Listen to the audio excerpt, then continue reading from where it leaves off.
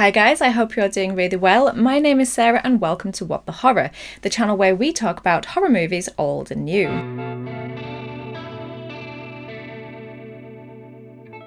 It is finally spooky season and I cannot wait to begin celebrating my favourite time of the year. Like you guys, I adore the spooky season, and here at What the Horror we are going to celebrate said spooky season in all its majestic glory.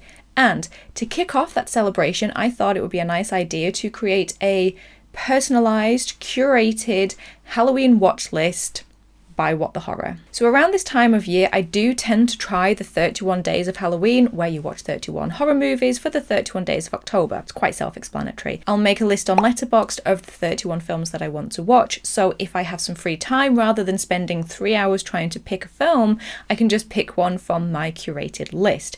And I often base these around a theme. I might pick a franchise that I haven't finished or I haven't watched. It may be films that I've been putting off because I thought they might be a little too scary. But this year I've been so busy that I realised I completely forgot to make a list of 31 horror films that I wanted to watch for this October. So I thought, what can I do differently then? And I thought, why not make a personalised What the Horror watch list?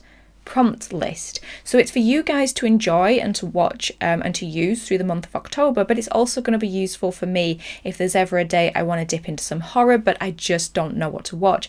I can use my own prompt list. I've tried to make this list as varied as possible, but also kind of reflecting What the Horror as a channel and my personal tastes in horror movies. There are also going to be some days that are more of a rest day, I would say, where you don't have to think too hard about a film that fits that criteria. But then there are going to be other days where you might have to think a little bit harder or maybe think outside of the box. And of course, for all the prompts, I would love you to let me know in the comments down below what you're going to choose, because I'm really excited to see what you choose for each prompt. Okay, so let's just get going with the list. On day one, I would like you to watch a found footage horror movie. And the reason I've picked this for day one is because I've gone on quite a journey with this subgenre this year. For some reason, despite liking numerous films in this subgenre, I had the opinion that I wasn't the biggest fan of it. It wasn't one of my favourite subgenres. And then earlier in the year, I did the evolution of the found footage subgenre. And honestly, watching all the films for the research for that made me realise how much I love it and how strong a subgenre it is. So in honour of my newly discovered love of it, on day one we will be checking out a found footage film. Day two, I would like you to watch a rainy day horror movie, because I figured these are the kind of films that are so gloomy and make you feel so cozy you want to wrap up because it just makes you feel cold watching them. And I don't know about where you guys are, but where I am, we've actually had a warning from the Met Office, the weather people, about the amount of rainfall we're having. It is just raining non-stop day after day here. And while that's not great, because of, damage it can do, it also makes me feel very cozy for the month of October and is the perfect setting for watching a horror movie. So if you don't have those rainy days, create them yourselves. Dip into one of those wonderful gloomy horror movies that make you feel so cozy. Okay, and on day three, I would like you to watch a horror movie set either in or around Hollywood. And the reason why this is on day three is because I was inspired by Scream 3, which is the third film in the Scream franchise, but also this year we had Maxine, which was the third film in the trilogy. So it seemed to make sense for it to be on day three, but it's one of my favourite things in film ever, where it has that meta level that it is a film set in the film industry. I love it when films are set in Hollywood. And I know there's more than Maxine and Scream, but my brain is currently just drawing a blank. But that is day three. Then on day four, I would like you to watch a horror movie with a period setting.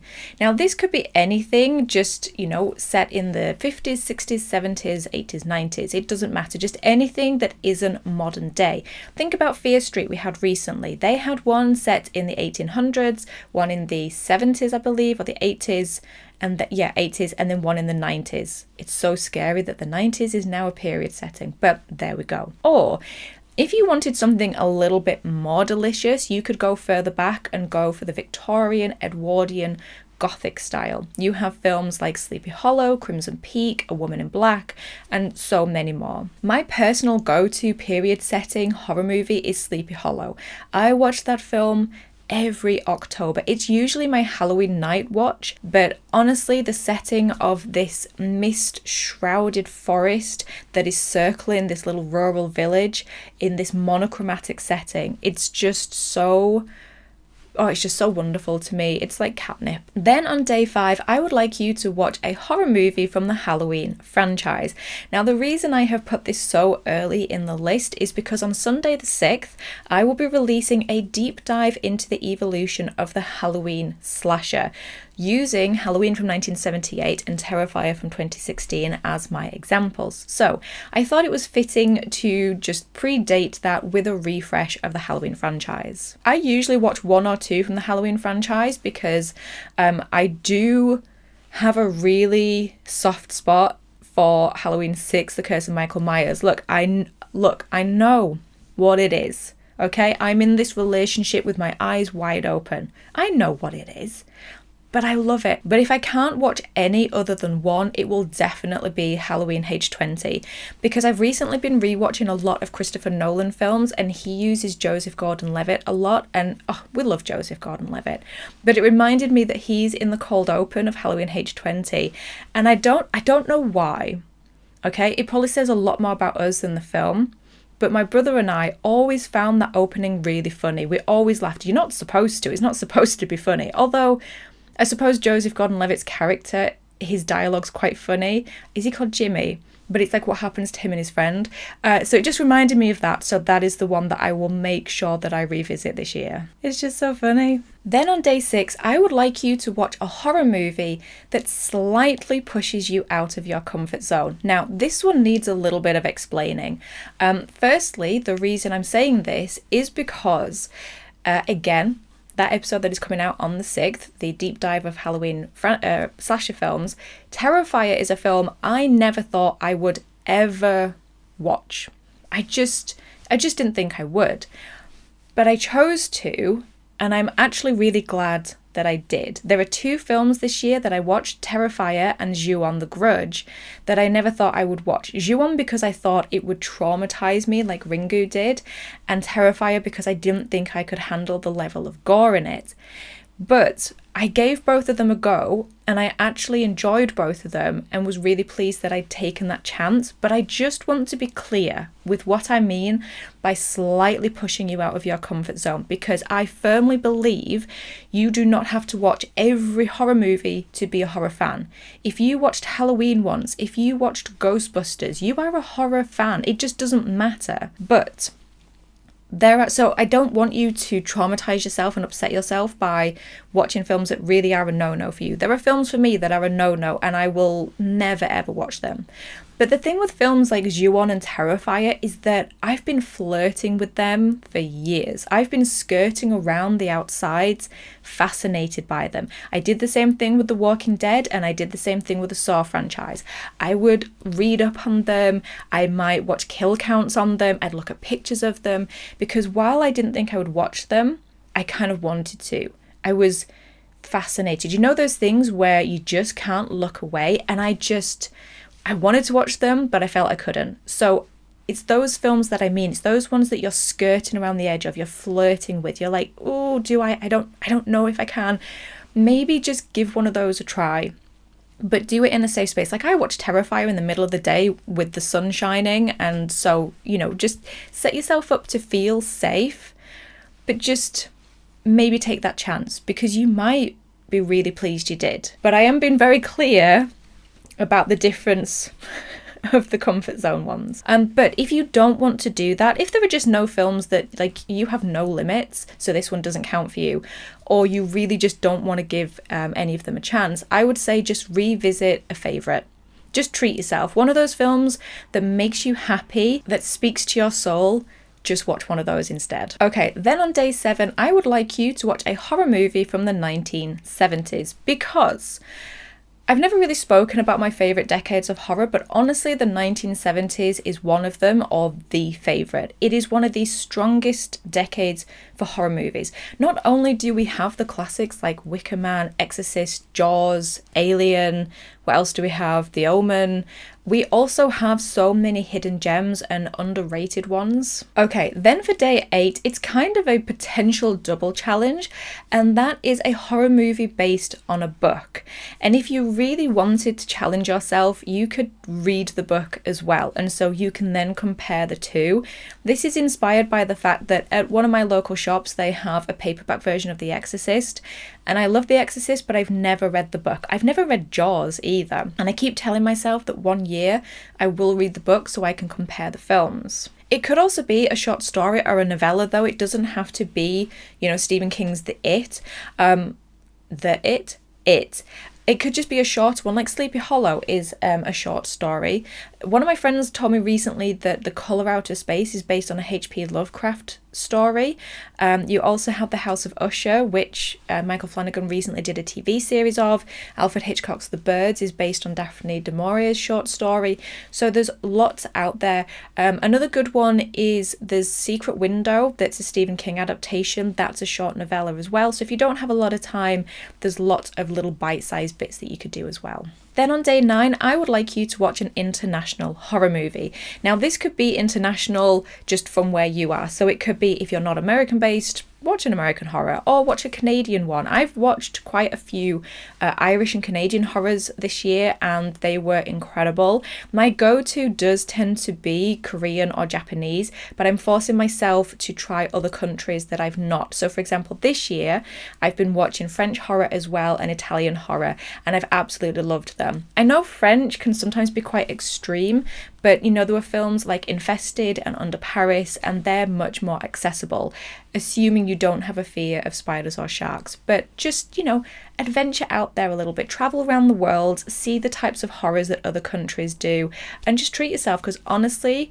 there are so many wonderful, wonderful international films. A couple that I have loved this year, I loved Oddity, that was an Irish horror.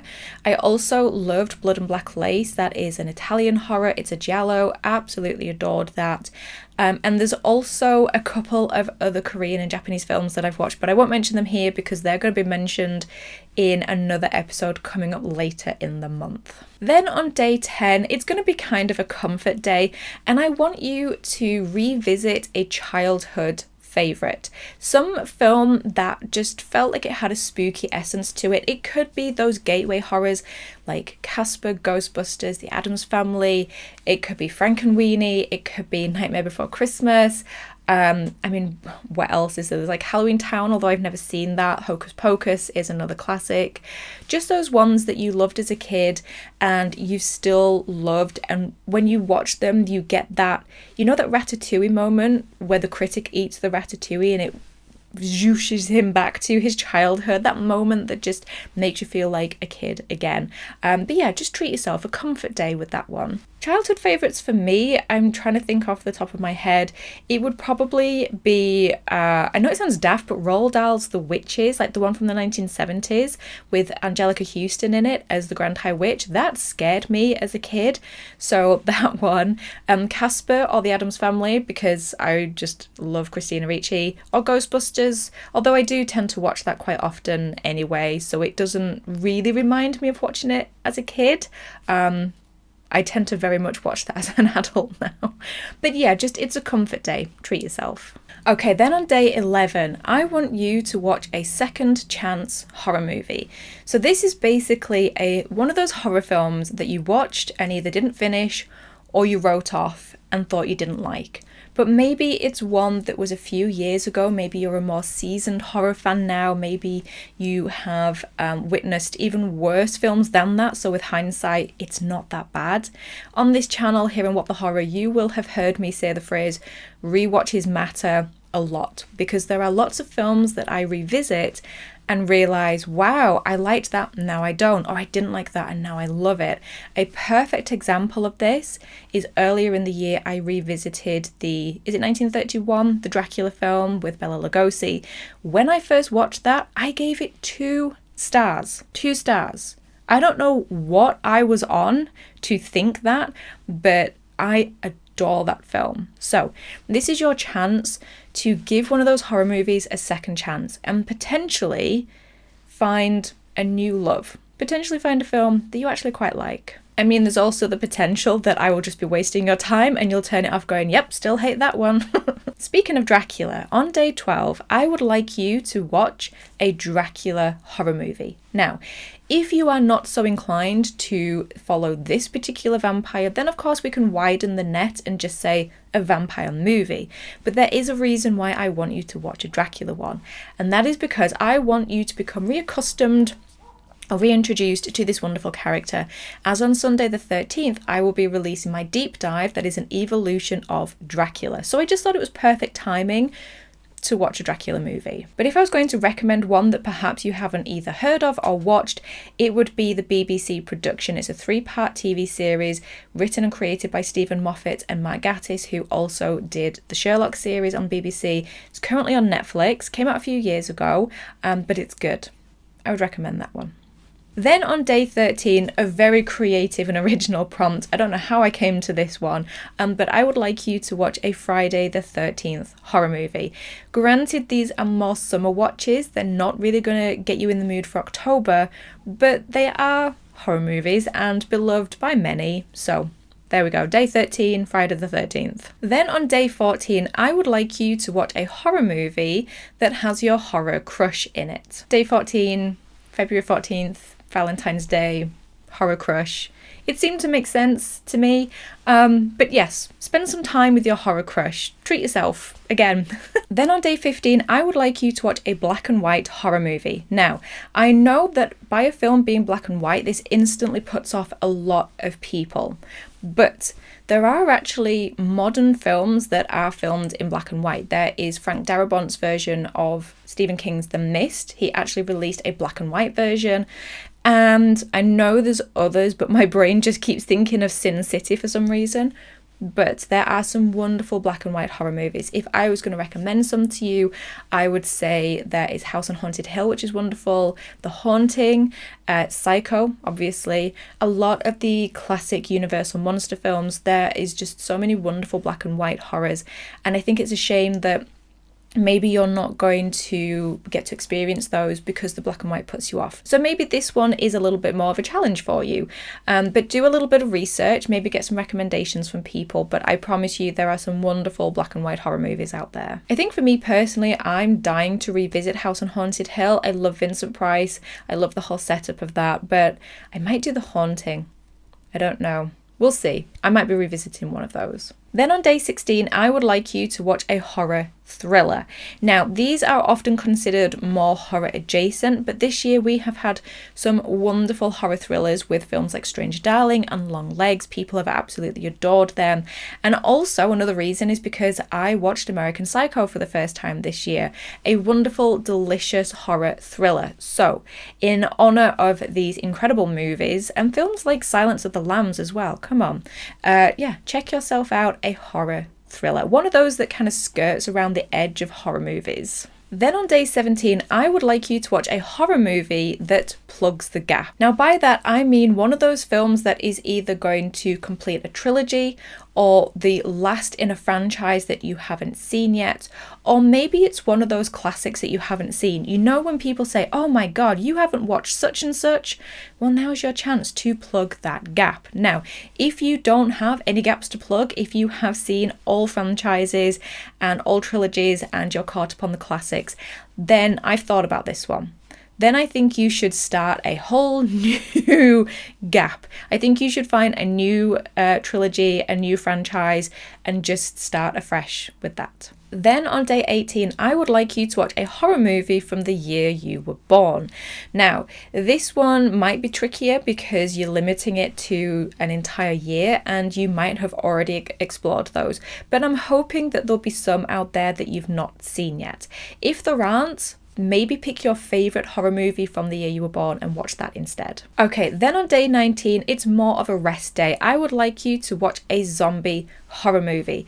Now, I know a lot of you are instantly going to go, ugh, I hate zombies. I hate the zombie subgenre. And I understand why. It is one of those subgenres that is oversaturated with content, thanks in large part to things like The Walking Dead. But I will die on the hill that zombie movies are underrated. They're hated on, like, to an unnecessary extent. I know there are bad zombie movies, but as with every subgenre or genre of films, of books, of music, there are examples that are good and examples that are bad. And there are some incredible zombie movies. Shaun of the Dead is a perfect example. That film is now 20 years old. It's just celebrated its 20th anniversary. There's a perfect example. You have the classic George A. Romero, Night of the Living Dead from the 60s. All right, Car.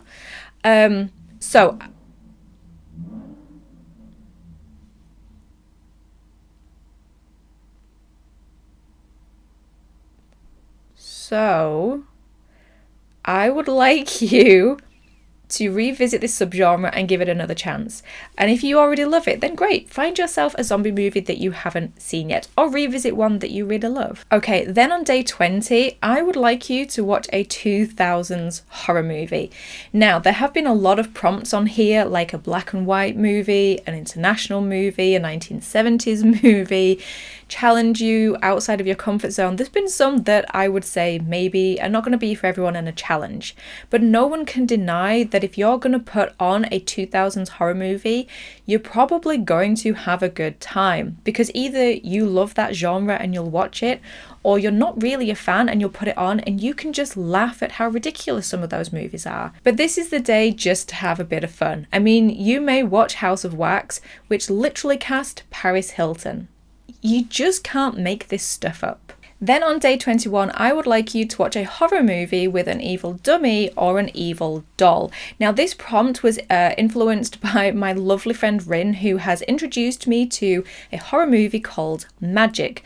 This has an evil dummy in it and was directed by Richard Attenborough and stars Anthony Hopkins and Anne Margaret. So I'm desperate to see this. It's from the 1970s. I cannot find it anywhere, but if I can, I will be watching it this spooky season. Now, yours doesn't have to be as obscure as that. We all know there's Chucky, there's Annabelle, there's Megan, there's also Dead Silence, there's Saw. There's so many more, isn't there? There's like, what's it called? Robert? Is that one? Then there's Boy or The Boy. I've not seen Robert or The Boy, but I know they have dolls in. You could also just watch the Goosebumps movie or one of the Goosebumps episodes that has Slappy in it, the ventriloquist dummy, because they're scary as hell. So have fun. You could even, if you didn't want to watch a dummy or a doll, if you've watched a lot of those, spread that out to scarecrows, because scarecrows used to scare me as a kid, and there are horror films with those in, or like episodes of seasons with those in. So I'm going to extend that out to dummy, doll, or scarecrow. You take your pick, because they're all as creepy as each other. Okay, day 22 is going to be a fun one. Day 22, I want you to watch a horror movie with teens doing dumb shit. We all know the types of films, the ones where we all poke fun of, why are you splitting up? Why have you said who's there? Don't say I'll be right back. Don't drink. Don't have sex. It's those kind of films where there's a group of teens and they do something stupid and they end up just getting picked off. I mean, they're not bad. I'm not saying this like they're bad. I love Scream. I Know What You Did Last Summer. But you know what you're getting with these films. They're a good daft time. So find a film with teens doing dumb shit. Okay, day 23. Day 23, I want you to watch a religious horror movie. Now, before you start, I just want to say that the same argument for zombie movies goes for this one. I think the hate for this subgenre, and I'm not saying people who don't like religious movies are wrong. Obviously, we all have differing taste. But I think what has happened with religious horror is the same as what happened with zombies. We've been given too many of them. We are oversaturated with them, and it's got to the point where it is quantity, not quality. But there are quality out there. There are some incredible religious horror movies, and I do enjoy them because I feel like Occult imagery, religious imagery, Satan imagery is so interesting to me in a horror film. It's something that really appeals to me. And this year we've had some incredible religious horror. We've had Immaculate, we've had The First Omen. Find one of those that is maybe going to showcase the subgenre at its best. I mean, of course, we have the classics like The Omen and The Exorcist, but there are others as well. Day 24, I would like you to choose a horror movie from your least watched decade. So this could be the 30s, the 40s, the 50s, the 60s, and so on. It's just giving you that opportunity to further your education. Maybe you have like a blind site, maybe you have one where you've just accidentally not watched as many from that decade. It could be that you've not watched them because the older films or the black and white ones put you off a little bit. But now is your chance to just explore, have a little fun, find a decade that is your least watched, and then find a film that sounds really good to you. If it's the 1960s, you have films like Psycho, you have Spider Baby, you have Blood and Black Lace, what else? Peeping Tom, Night of the Living Dead, The Birds. Carry On Screaming is a really good one. It's more of a comedy, but it's kind of inspired by like the monsters and classic monsters, so there's that as well. If it's the 50s, there's The Blob, Steve McQueen. This blob creature comes from outer space. It's so good. You've got these like 30-something adults playing teenagers. I absolutely love it. You've got Vincent Price films like House of Wax, The Bat, Haunting on Hill House. What else do you have? Oh, a really good one. It's kind of horror adjacent, not really horror, is the Christopher Lee version of Sherlock Holmes, Hound of Baskervilles, but written by Arthur Conan Doyle. It's so good. I know it's the most well-known story, so it's a little bit cliche, but it is my favourite Sherlock story. And I've seen so many adaptations and stage productions that this one still stands out as one of my favourites. It just has that little bit of a horror element to it. It's more like a Hammer film. So that one's a good one. Then on day 25, I would like you to watch a haunted house horror movie. This is one of my favourite subgenres. I find ghosts and the supernatural really scary. That's what scares me. Like body horror and gore grosses me out, but it's ghosts and the paranormal that scares me. So I love haunted house movies. We've mentioned The Haunting before, but there's also the Insidious franchise. One of my favourites that I think if I was going to watch one for this one, it would be The Changeling. This is from 1980. It is so good. It's also a little crime thriller-esque. It's got a little bit of a crime mystery to it, but it's so beautiful. If you want one that is a little milder, there's things like The Woman in Black. There's also The Others with Nicole Kidman. That one is fantastic because it also works as a period setting. It has beautiful visuals in it, really misty. What else could you have for haunted house? I know there's so many. There's Amityville, isn't there? And then there's Burnt Offerings, just so many. It's one of my favorites and I always love finding new ones, so I just wanted to make you guys watch one as well. Then on day 26, I would like you to watch a horror movie that has been on your watch list forever, whether it's just your mental watch list, whether it's your to be watched shelf of Blu-rays and DVDs, physical media, whether it's in your wish list on streaming, or whether it's on your watch list on Letterboxd. Scroll through them, browse through them, find a film that has been there forever, that you've been putting off for ages, and now is the time to rip that band-aid off and let's get that movie watched. I'm not sure which one I would choose if I was doing this because I have such a long list of to be watched. I really want to watch The Lure. It's a horror movie with a mermaid in it, but then there's also Frailty, which stars Bill Paxton, and I love Bill Paxton. Then on day 27, I would like you to watch an alien film. In honour of the fact that we had Alien Romulus earlier this year, but also because I think that horror films set in space or with alien creatures are genuinely really creepy. I don't know if you've ever seen it, but there's this alien film called Fourth Kind. It's Milla Jovovich, and she lives in that city in Canada that is meant to be one of the places with like the highest number of alien abductions or stories of alien abductions, and it's based on a true story in the film, but I'm not sure if that's real. But there is a scene in that where she has this perception shift. She realizes something happened to her that she didn't know had happened, and it gives me shivers just thinking about it. so scary. Okay, day 28 is an interesting one and could start some conversations, but on day 28 I would like you to watch a remake that you think is better than the original horror movie. So this one is really personal to you, not what other people think, not what has been rated or ranked, what you think is a remake that is better than the original. Some people believe that the remake of Friday the 13th is better than the very original one. There is also the Texas Chainsaw Massacre, which is often bandied about. There are remakes like Psycho, which is beat for beat and kind of feel like they're not needed, but there are plenty of remakes out there, so find the one that you think is better. For me personally, now this is a wild one because I love Vincent Price and I love the original, but I think I slightly prefer the remake of House of Wax. The first one I do love, but there were bits in it where my attention dipped a bit, whereas with the remake I have such a cheesy fun good time with that, and there's scenes in the basement with the contraptions that really creep me out. Then on day 29 I would like you to watch a classic Universal monster movie. Now this doesn't have to be one of the Universal ones, the very old ones, it could be a more modern one, but it is one of the Universal monsters like Dracula, Frankenstein's monster, the Wolfman, Creature from the Black Lagoon, Phantom of the Opera, the Mummy, am I forgetting any? Bride of Frankenstein. I just feel like now is the perfect time to revisit these because we have Nosferatu coming out. We also have Leigh Whannell's The Wolfman coming out in January. So it's a really good time to revisit these films, but I think that these, for me personally, always have these beautiful like settings and things like that with the creepy gothic castles and mad scientist laboratories that are just so perfect for October.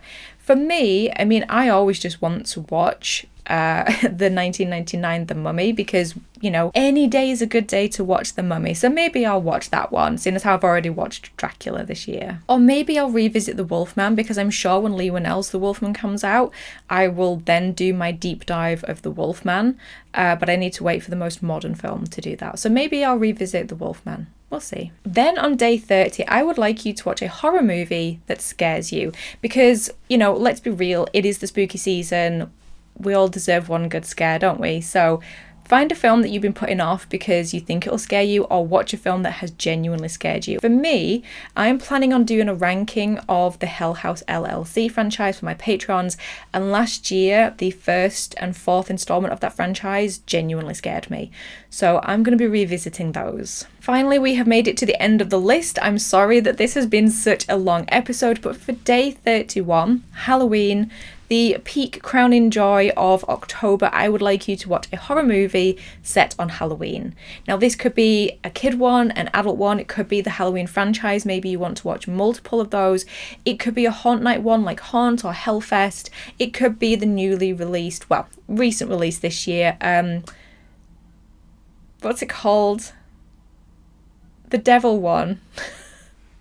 Oh my god, I've been filming for so long that my brain has turned to mush. Oh, anyway, yeah, that one. So that is my What the Horror curated Halloween watch list. I hope that you have enjoyed these prompts.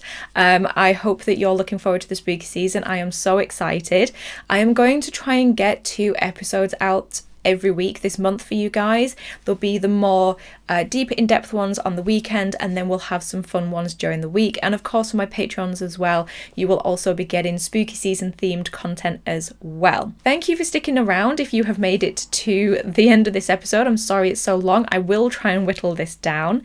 If you found me through this episode, then please do give this episode a like, as it helps the channel, and hit that subscribe button so you don't miss out on any upcoming spooky season content, and so you can check out my back catalogue as well. And if you would like to join this list of names here and get extra content on top of everything that you get here on this channel, then there is a link to my Patreon page below. And like I said, patrons, you will be getting spooky season content as well. But in the meantime, thank you as always for stopping by.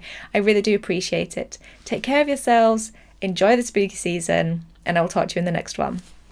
Bye!